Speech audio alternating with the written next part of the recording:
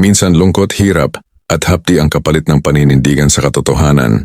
Ngunit kapag ito'y napagtagumpayan, labis-labis na biyaya ang kapalit, halimbawa na ang walang kapantay na kapayapaan.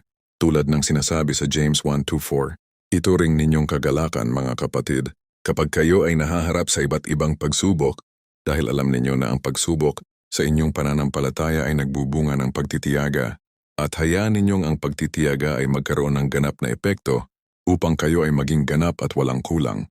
Ang mga pagsubok at hirap ay hindi lamang mga hadlang kundi mga pagkakataon upang lumago sa pananampalataya at karunungan. Sa Romans 5:35 naman, sinasabing hindi lamang iyon, kundi nagagalak din tayo sa ating mga pagdurusa dahil alam natin na ang pagdurusa ay nagbubunga ng pagtitiyaga, at ang pagtitiyaga ay nagbubunga ng karakter, at ang karakter ay nagbubunga ng pag-asa, at ang pag-asa ay hindi nagdadala ng kahihiyan, sapagkat ang pag-ibig ng Diyos ay ibinuhos sa ating mga puso sa pamamagitan ng Espiritu Santo na ibinigay sa atin. Ang mga talatang ito ay nagpapatunay na ang mga paghihirap at pagsubok ay may layunin at nagdadala ng mga biyayang espiritual na hindi matutumbasan.